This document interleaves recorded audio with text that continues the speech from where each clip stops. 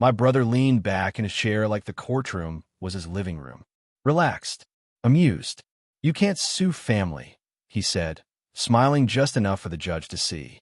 "This is a misunderstanding. She's emotional." The word emotional echoed louder than the gavel ever could. I sat at the opposite table, hands folded so tightly my fingers had gone numb. The air smelled like old paper and polished wood. Everyone was watching me now, waiting for the dramatic outburst they'd already decided I was capable of.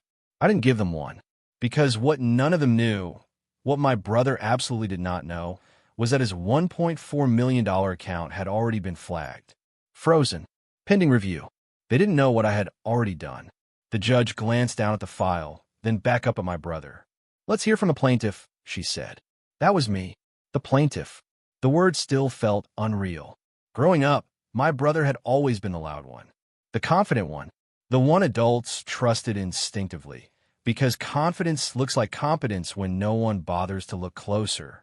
I was the quiet sister, the one who stayed after holidays to help clean, the one who listened while everyone else talked, the one who was told over and over that keeping the peace mattered more than being right, especially in family.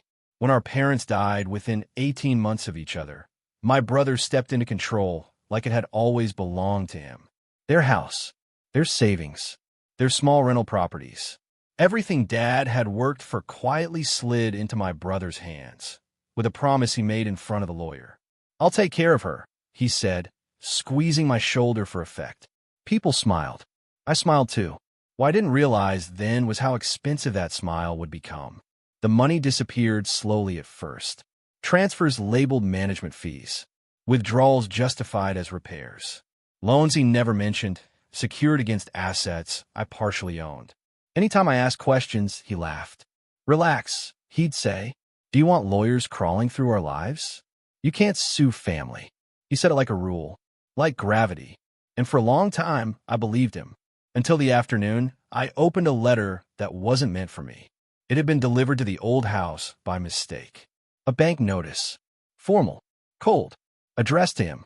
But inside was an account summary I recognized numbers from, numbers that belonged to both of us. That was the first time my stomach dropped in a way that didn't go away. The courtroom bench creaked as the judge shifted her weight.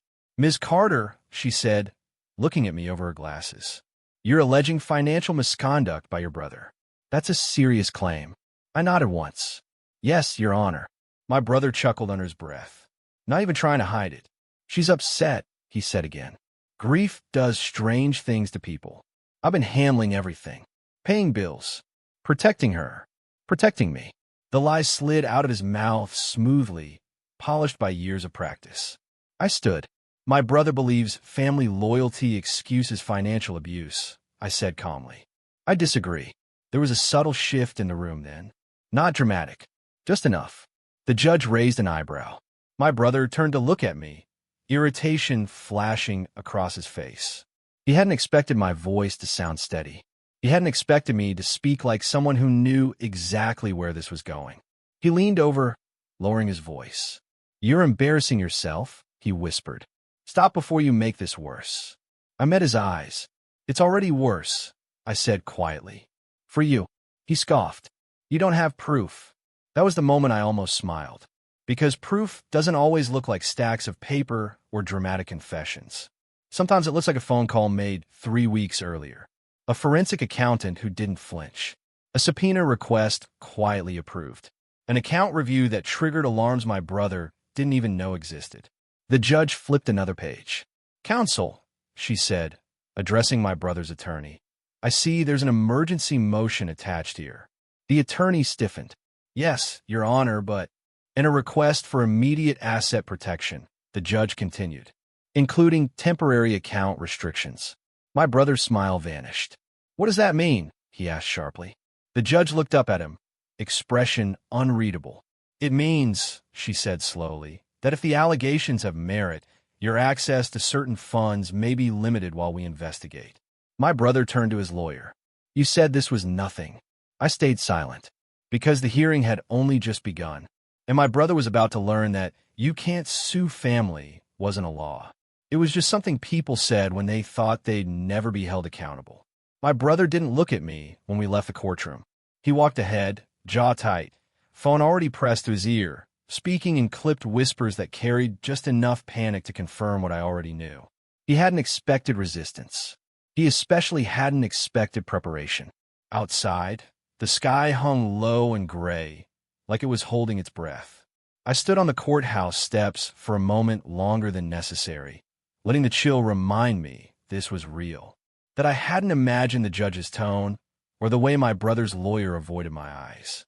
"You okay?" my attorney asked quietly. I nodded. He's not, and that was the truth.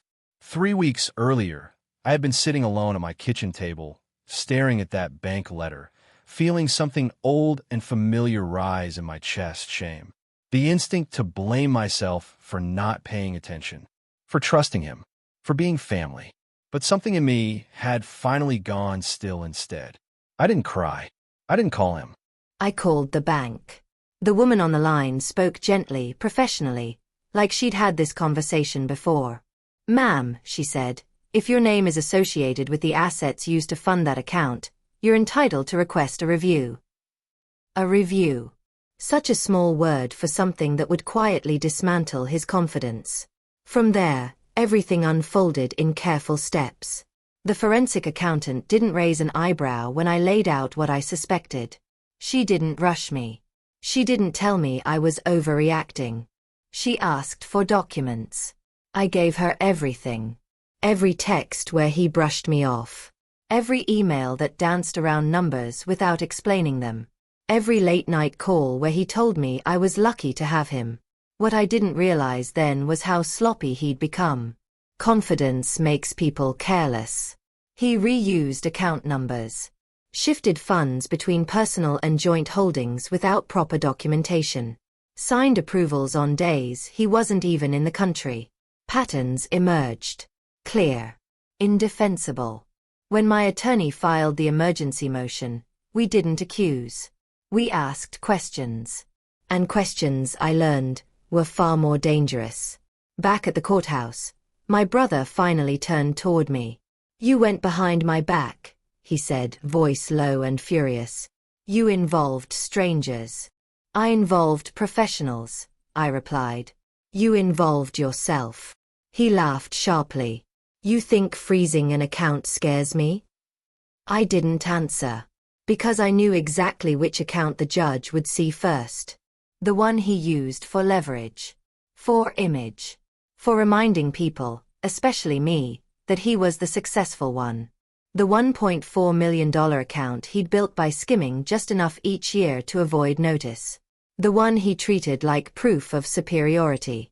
By the time we reached the parking lot, his phone buzzed again. He glanced at the screen. Stopped walking. "What?" he snapped into the phone. Then quieter. "That's impossible."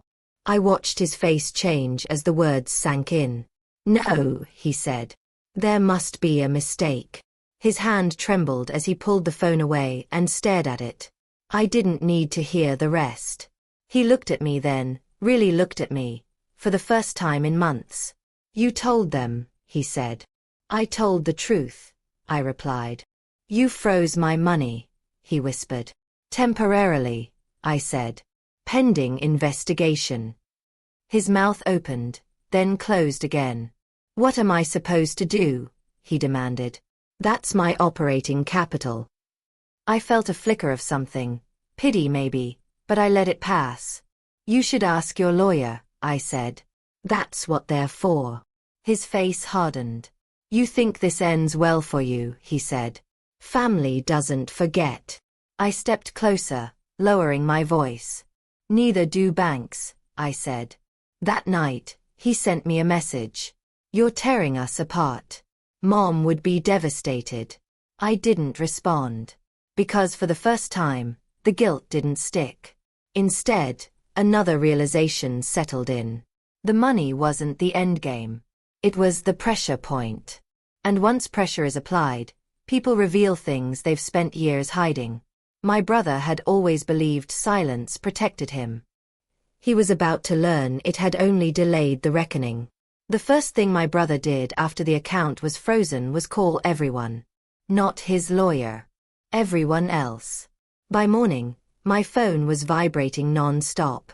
Cousins I barely spoke to. An aunt who had once told me to be grateful my brother handled things. Even a family friend who still sent Christmas cards with my parents' names printed on them. The message was the same every time. What are you doing? This isn't how family handles things. He says you're trying to ruin him. Ruin. The word followed me through the day like a shadow. At lunch, my attorney forwarded me an email my brother had sent, copied to extended family, naturally. He framed himself as the protector, the responsible one. The brother forced into court by an unstable sister blinded by grief and jealousy. He didn't deny the money existed. He just claimed it was complicated. Complicated is what people say when they don't want to explain themselves. That afternoon, he requested a mediation session. Not through the court. Through our family lawyer, the same man who'd handled my parents' wills and had once patted my hand and told me, "Your brother knows best." I agreed to attend. Not because I wanted peace. Because I wanted him on record. The mediation room smelled like stale coffee and old carpet. My brother sat across from me, suit immaculate, posture relaxed again. He'd recovered some of his swagger. "This has gone too far," he said, sighing like a martyr. "We can settle this quietly." "Define quietly," I replied. He smiled. "You drop the lawsuit. I'll make it right. You'll get a monthly stipend." A stipend. Not my money. An allowance. "I want transparency," I said. "And my share returned." He leaned back. "You don't understand how things work." I tilted my head. "Explain it to me." He hesitated. The mediator cleared his throat. "Perhaps we should focus on compromise." My brother nodded gratefully. "I'm willing to forgive this," he said. "But once lawyers get involved, reputations suffer." There it was. The real threat. "You mean mine," I said. "Both of ours," he replied quickly. "But people already think you're fragile." I looked at him, really looked. This was his strategy. Exhaust me, shame me, make me doubt myself until backing down felt like relief. It had worked my whole life. Not this time. "I'm not withdrawing," I said calmly. His jaw tightened. "Then you're forcing my hand," he said. "What hand?" I asked. He didn't answer. The next morning, my employer received an anonymous email. Attached were selectively cropped screenshots of private messages I'd sent years earlier, out of context, emotional, written during the worst weeks after my parents died. The implication was clear. Unstable. Unreliable. Litigious. My stomach dropped when HR called me in. But unlike him, I hadn't anticipated silence. I had prepared. I provided full message threads. Dates. Context. Proof that the sender, my brother, had repeatedly provoked me, pressured me, manipulated conversations. HR thanked me. They also forwarded the anonymous email to legal. That afternoon, my attorney called. "Your brother made a mistake," she said. "A big one." "What kind?" I asked. "Retaliation," she replied. "And intimidation." My brother called me an hour later, furious. "You went to my job," he shouted. "No," I said. "You did." He hung up. By evening, my attorney filed an additional motion, this time documenting harassment and witness intimidation. The court moved faster now. Suddenly, my brother wasn't the confident defendant anymore. He was a liability. What I didn't realize then was how thin the line is between control and collapse. Once someone starts scrambling, they forget to hide the truth. And my brother was about to hand me exactly what I needed. The voicemail came in at 2:17 a.m. I knew it was my brother before I even listened. There was a specific kind of silence that preceded his messages now, like the air holding its breath before something broke. I didn't open it right away. I sat on the edge of my bed, phone face down, listening to my own heartbeat slow. This was no longer about reacting. It was about timing. When I finally pressed play, his voice filled the room. "You think you're smarter than me," he said, low and furious. "You think judges and lawyers are going to save you? I built everything you're standing on." There was a pause. I could hear him breathing. "You don't walk away from this clean," he continued. "I have records too. And I won't hesitate to use them." The message ended abruptly. No greeting. No sign-off. Just a threat. What my brother didn't understand, what he had never understood, was that threats only work when they're vague. The moment he left that voicemail, he crossed from implication into evidence. I forwarded it to my attorney before the sun came up. She replied with one sentence. "Do not engage. We'll add it to the file." By mid-morning, the court had scheduled a supplemental hearing. Expedited. That word sent a ripple through my chest, not fear, but something closer to inevitability. My brother started calling again. This time, I didn't answer at all. Each missed call logged itself quietly. Time-stamped. Preserved. Then came the emails. Long rambling. Alternating between rage and reconciliation. "We can still fix this. You're being manipulated. You owe me for everything I've done." He CC'd my mother on one of them. That one hurt. But it also helped. Because when someone drags witnesses into a conflict, they forget that witnesses see more than intended. My mother forwarded the email to me with one line. "Is this true?" I didn't respond immediately. Instead, I forwarded it to my attorney. By the time the supplemental hearing arrived, the case had shifted. Quietly. Decisively.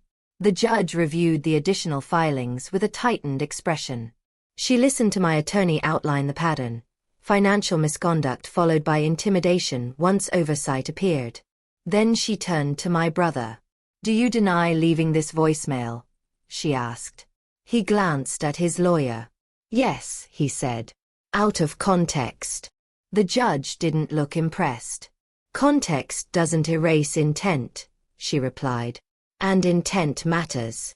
My brother's lawyer requested a brief recess. They huddled at the table, whispering urgently. Papers shuffled.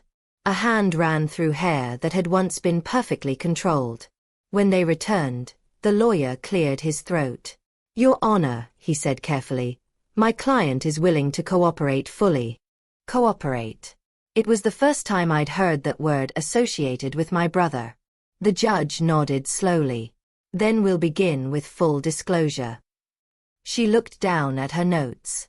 "And effective immediately, the temporary freeze on the defendant's $1.4 million account will remain in place, expanded to include any affiliated accounts, until this court is satisfied no further dissipation of assets is possible." My brother's head snapped up.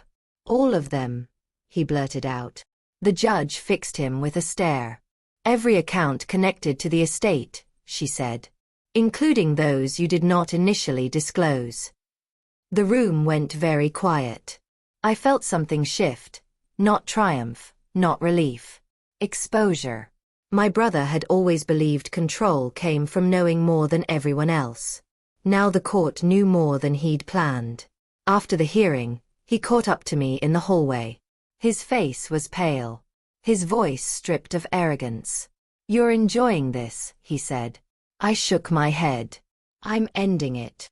He scoffed weakly. "You think freezing money makes you powerful?" "No," I said. "Telling the truth does." He stepped closer, lowering his voice. "You don't know everything," he warned. "There are things in Dad's accounts you haven't seen yet." I held his gaze. "Then we'll see them," I said. "Together. In court." For the first time, he had no response.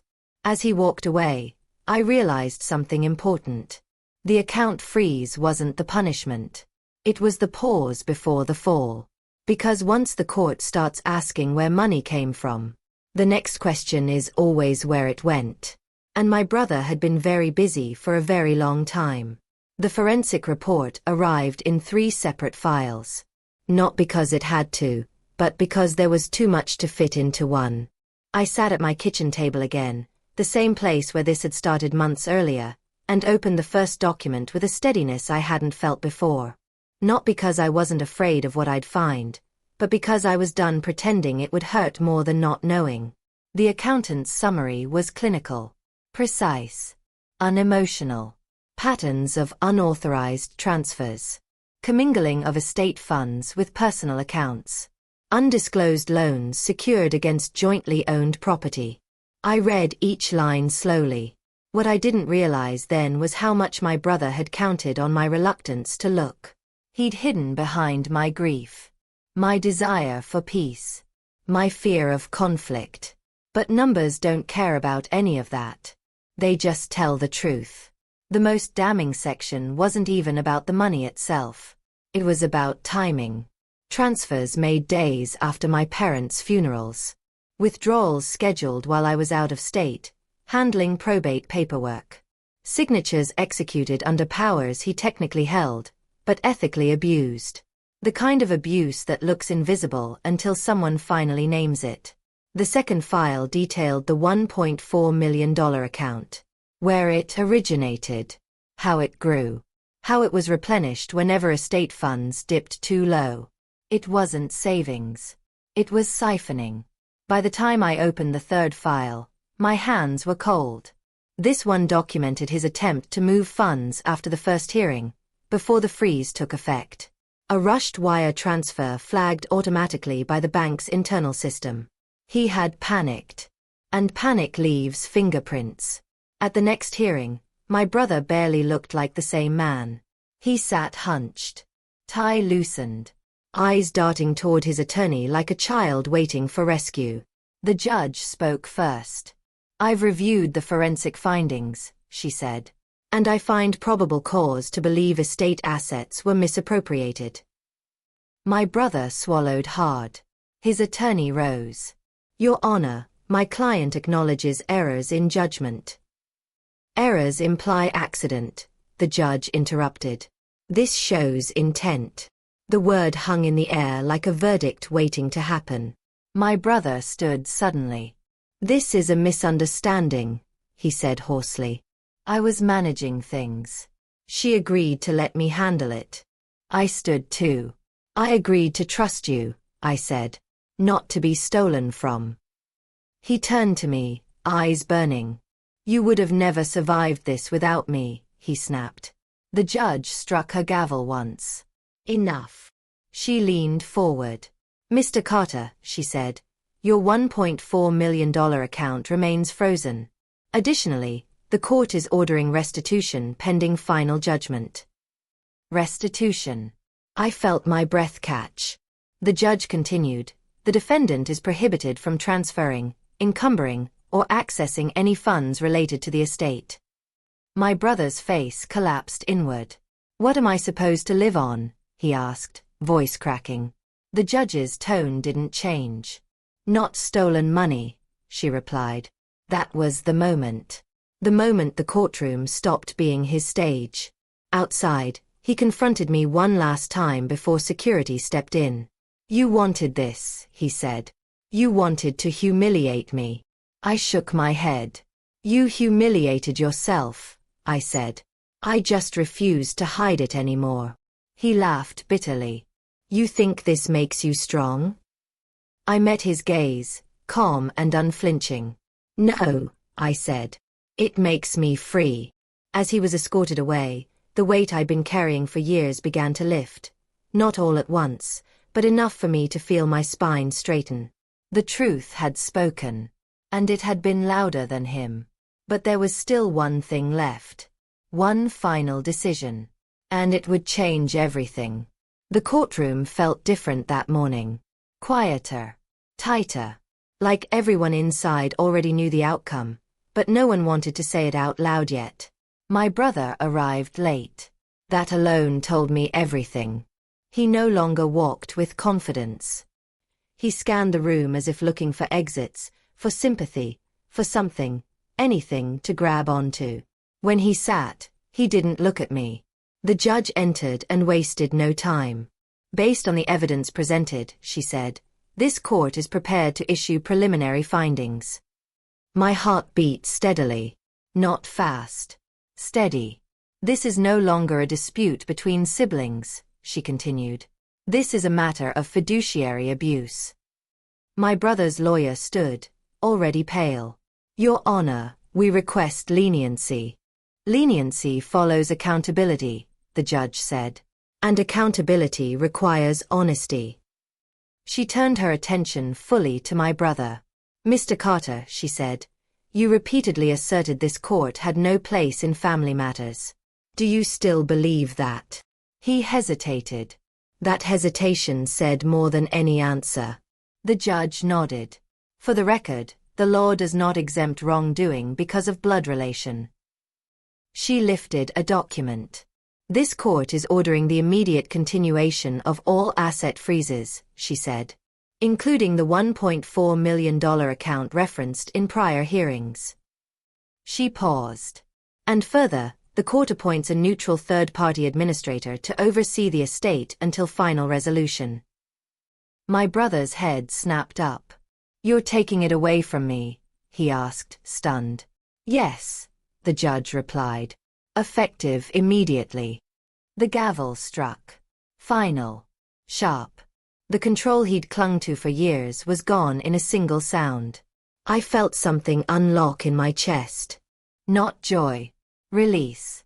My brother turned toward me, voice low and breaking. You could have handled this privately, he said. You didn't have to destroy me. I stood slowly. I tried, I said. You told me I couldn't sue family. The judge looked up. And now, she said, you know better. After the hearing, my attorney smiled for the first time in weeks. This is the turning point, she said. He's out of moves. Outside reporters lingered, not for me, but for him. Questions he couldn't answer. Allegations he couldn't dismiss. I walked past them unnoticed. That anonymity felt like mercy. That night, my mother called. Her voice was small. Fragile. I didn't know, she said. I should have listened. I closed my eyes. I know, I replied. I needed to listen to myself. She didn't argue. For the first time, she didn't defend him. The next morning, I received notice from the court. Final judgment was scheduled. One last appearance. One last decision. I sat by the window with a cup of coffee and watched the city wake up, feeling something I hadn't allowed myself to feel before. Peace. But I knew better than to believe it was over. Because endings, real ones, require something harder than winning. They require letting go. And I was about to be tested. The final judgment came on a Thursday. No drama. No raised voices.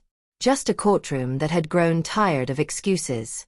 The judge read her decision slowly, deliberately, as if she wanted every word to sink in. Restitution ordered in full. Permanent removal from estate control. Court costs assigned to the defendant. The $1.4 million account was no longer his. It never really had been. My brother didn't react at first.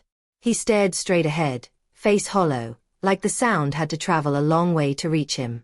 When it finally did, he exhaled shakily. That's it? He asked quietly. After everything? The judge met his eyes.